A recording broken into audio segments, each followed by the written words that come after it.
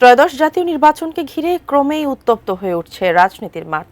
এমন অবস্থায় নির্বাচনকে সামনে রেখে নতুন বাংলাদেশের রূপরেখা তুলে ধরেছে জামায়াত ইসলামী।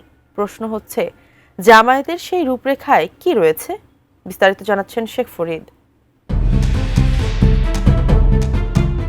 জাতীয় নির্বাচনকে সামনে রেখে নতুন ও সমৃদ্ধ বাংলাদেশের রাজনৈতিক ও অর্থনৈতিক রূপরেখা তুলে ধরেছেন বাংলাদেশ জামায়াতে ইসলামীর আমির ডাক্তার শফিকুর রহমান।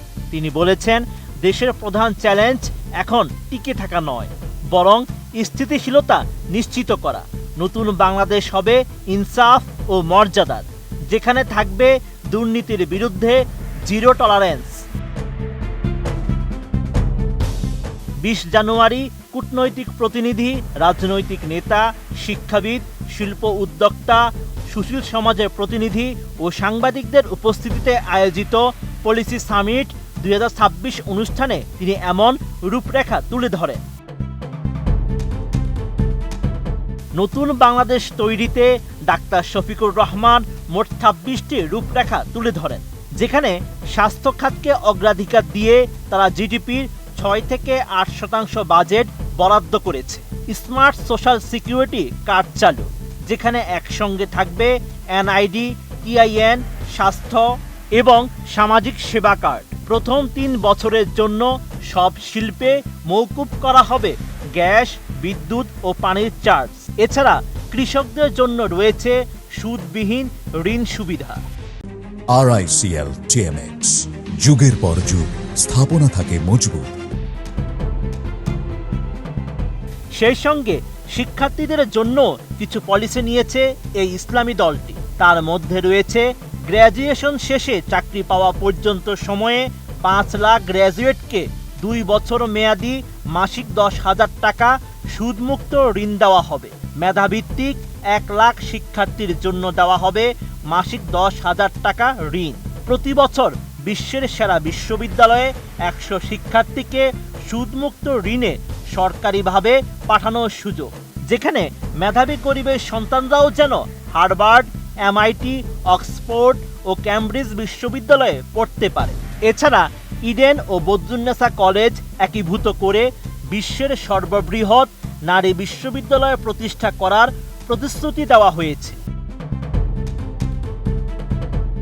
জামায়াতে ইসলামের পলিসিতে আরও রয়েছে 60 বছরের ঊর্ধ্বে বয়স্ক ও 5 বছরের নিচে শিশুদের জন্য রয়েছে বিনামূল্যে স্বাস্থ্যসেবা, বন্ধ কলকারখানা পাবলিক প্রাইভেট পার্টনারশিপ চালু এবং 10% মালিকানা শ্রমিকদের দেওয়া হবে। 64 জেলায় প্রতিষ্ঠা করা হবে 64টি বিশেষায়িত হাসপাতাল। সকল শিশুর জন্য রয়েছে বিনামূল্যে খাদ্য সরবরাহ। ফার্স্ট 100 ডেজ প্রোগ্রামের আওতায় থাকবে প্রসূতি নারী ও মায়েদের বিনামূল্যে সেবা ও সহায়তা। দুর্নীতির বিরুদ্ধে জিরো টলারেন্স। ট্যাক্স ও ভ্যাটের মূল্য সংযোজন করে বর্তমান হার থেকে ক্রমান্বয়ে কমিয়ে দীর্ঘমেয়াদে ট্যাক্স 19% এবং ভ্যাট 10% নিয়ে আসার লক্ষ্য নির্ধারণ করা হয়েছে। তরুণদের জন্য পরিকল্পনা নিয়েছে ইসলামী এই দলটি।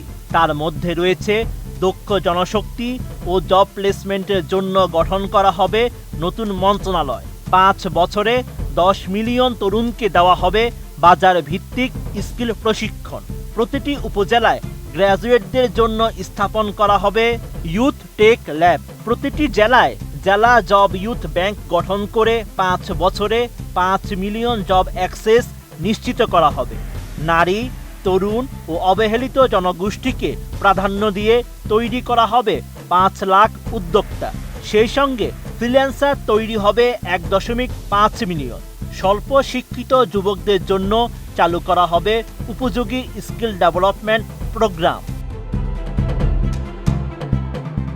2040 সালকে সামনে রেখে আইসিটি নিয়ে নিজেদের ভিশন জানিয়েছে জামায়াতে ইসলামী, যেখানে আইসিটি সেক্টর উন্নয়নে ঘোষণা করা হয়েছে ভিশন 2040।